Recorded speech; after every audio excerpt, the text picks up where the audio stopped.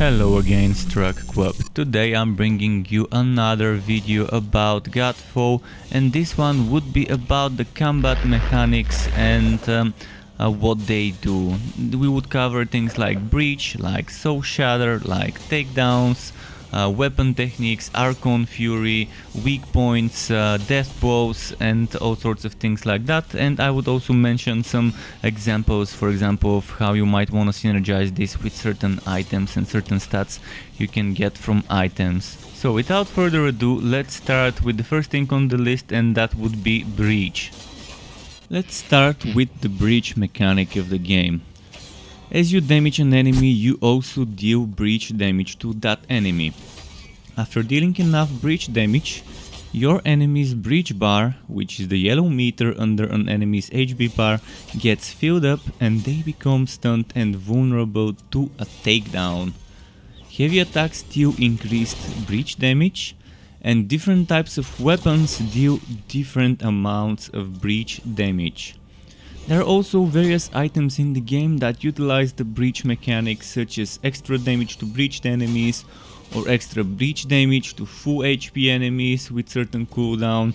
It's also a nice synergy to build around both breach and takedown bonuses together. And the Armistice Valor Plate, for example, has a very nice breach synergy, and it's pretty decent for both early and late / end game. Especially in a team with someone on a Soulshatter build, for example like a Greyhawk. Armistice can also reach super high numbers of might, and so can Greyhawk, but I think Armistice can reach higher than Greyhawk due to the extra red SWAT and extra white SWAT that you can kind of use. So in general, I think if you want to go for breach, Armistice and maybe some great swords and hammers would be a good combo. Now let's talk about Soulshatter. Soulshatter is an additional way to deal damage to your enemies. Light attacks and your northern technique would apply Soulshatter build up to the enemy's health bar, which is highlighted in white, that HP that gets highlighted in white, and heavy attacks and your southern technique would consume all of the Soulshatter build-up to deal Soulshatter damage. To Soulshatter an enemy, you need to defeat that enemy by dealing Soulshatter damage as the final blow dealt to that enemy. And you can trigger certain things when you Soulshatter enemies based on certain items that you have. So there's various items in the game that utilize this Soulshatter mechanic and trigger powerful procs when you Soulshatter the enemy, such as an explosion to nearby enemies. It could trigger some other projectiles in all sorts of directions, and just in general some interesting synergies can be had there. The Greyhawk Valor Plate has a Soulshatter synergy and is very good for both early and late / end game as well, and it becomes even better if you have someone on a breach setup in the team alongside your Soulshatter build. So if you have someone on Armistice together with the Greyhawk, it could be pretty decent. Now let's talk about the takedown mechanic. Whenever an enemy becomes stunned or is made vulnerable by any means, for example when it gets breached, you can perform a takedown on that enemy. And when performing that takedown, you will deal a large amounts of damage. You can even defeat enemies outright by doing this. Takedowns are an amazing mechanic in Godfall, and they can be used to strategically take out annoying opponents, for example some ranged attacking mages, or ranged crossbow shooters or bow shooters, or even some bulky tanky dudes that are hard to DPS apart from parrying their own attacks. So if you get them to be vulnerable for a takedown, you might want to consider taking those out first before anyone else. And you wouldn't need to fully damage their HP with your regular attacks and weapon techniques. You can just get them knocked down, maybe with a shield attack, maybe with something else, and just do that takedown. There's also a nice synergy between takedowns and breach in the game, so you might want to consider combining both in your build, or you might even want to do some parrying to make the enemies vulnerable and counter-attacking. That could also be a good synergy. Now let's talk about weak points and deathblow. Weak points indicate vulnerable hit locations on your enemies, and you can hit enemy weak points to deal increased damage and knock them down. Weak points will only appear under specific circumstances after you have unlocked the weak point skill in your skill grid. You inflict a death blow whenever you defeat an enemy by striking a weak point, and it needs to be a blow that does the final hit. So if you strike an enemy point and that hit is the final, the death blow, the last blow of this enemy, it will be considered a death blow. As we said, you need to defeat an enemy by hitting its weak point and do the final blow this way, and some items will grant you either a weak point damage bonus or some sort of proc when you do a death blow that can trigger various effects after dealing that death blow. So there's interesting setups, and weak point right now is a super strong thing in the game. If you're good at hitting those weak points and if you build around weak point damage, you can have a ton of DPS, especially if you combine it with crit chance, crit damage and some other bonuses to your elemental damage. You can have some super strong builds. Someone last night on my stream said they're already hitting with one of the Valor plates to 60k per weak point hit, which is amazing, an amazing number. Now let's talk about Rampage. Rampage is a mode that you need to enter first by landing multiple weapon hits in a short period of time. So do a few hits quickly and you would see yourself in Rampage mode. Once you're in Rampage mode, you deal 20% increased damage. However, keep in mind that you would lose the Rampage mode if you don't hit any enemies for 10 seconds. Keep in mind also that there's various items and there's also the Rampage skill in the skill grid that can provide a synergy with the Rampage mechanic. It can be either by increasing the duration of the Rampage mode or the Rampage charge speed, or even give you extra bonus damage during Rampage. Now another mechanic that we would discuss is Archon Fury, and this would be a little bit more of a thing to discuss here. So each Valor plate has its own ultimate, as I like to call it, that's called Archon Fury. And the Archon Fury effect is different for each of the 12 Valor plates in Godfall. While Archon Fury is active, you get unique effects and stat boosts based on the Valor plate that you've chosen. Some Valor plates Archon Fury mode would provide synergies with a certain elemental type of damage, such as earth and poison, or air and shock, or void and actually, what was it called? It's curse, yeah. So keep that in mind. Others would provide bonuses, for example, with breach, like Armistice, or with Soulshatter, like Greyhawk, or with crits, like Hinterquo, or even like Illumina, weak points, or like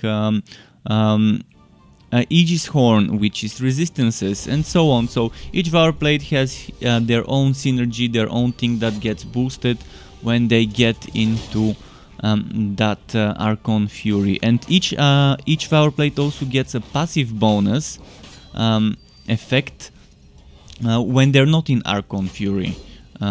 So that's also something that stacks with the Archon Fury, and normally it's a similar effect, and you just get an extra bonus of that same effect when you activate the Archon Fury. And here are some key features of the Archon Fury mode that always apply to you, regardless of what Valor plate you have chosen. So for example, your damage is increased while Archon Fury is active, and this can be further boosted with certain items. You don't take any damage while Archon Fury is active. Instead, enemy hits reduce the duration of Archon Fury. Activating Archon Fury will deliver a powerful initial effect, and oftentimes you would see some enemies incapacitated and just not being able to move for a short time, but it doesn't make them vulnerable for a takedown, so you can't follow up with a takedown on those enemies, but yet you still have a breathing room kind of effect. And this also sometimes would include summoning some sort of allies to fight for you, or summoning some sort of totems that would be like a turret that keeps channeling some damage on an enemy. So while Archon Fury is active, you get unique bonuses based on your Valor plate of choice, and as I said, some of them would summon allies to fight for you, others would just give you an elemental damage totem, and all of them would give you some sort of stat boost, whether it's extra Soulshatter damage, extra breach damage, extra water, ice, fire, etc. damage, whether it's gonna be crit chance, crit damage, etc. There's all sorts of things, and yeah, right now, whether you're taking one element or another element, there's not much of a difference. Each element works in the same way, only doing damage over time. But maybe later we might see some further changes to the element system, and then picking one elemental against other would matter more than just whether you're synergizing it with your effects and weapon DPS element or not. Archon Fury can only be activated when the Valor plate has built up a significant amount of Ethereum. And Ethereum are those yellow things that you pick up from the floor. When you kill enemies, you would see some sort of glowing yellow thing, and when you pick that one up, it fills up your Archon Fury charge.